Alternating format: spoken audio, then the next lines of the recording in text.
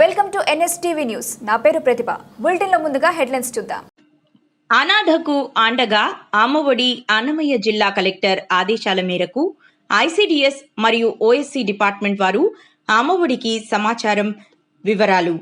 ఖాదిర్ బేగం 50 సంవత్సరాల మహిళను కువైట్ ప్రభుత్వం భారత ప్రభుత్వానికి తెలిపి ఆంధ్రప్రదేశ్ ప్రభుత్వం ద్వారా అన్నమయ్య జిల్లా కలెక్టర్ పర్యవేక్షణలో కడప రిమ్స్ హాస్పిటల్లో చికిత్స చేసి అమ్మఒడికి సమాచారం ఇవ్వగా Ammavodi trust founder Cherukuri Padmanabha Naidu, Tesla Prakash, Murali, Shobha, Zarina, Hussain, Vasudevan, ఉదయ్లు ఐసిడిఎస్, ఓఎస్సీ డిపార్ట్మెంట్ల సమక్షంలో తీసుకొచ్చారు.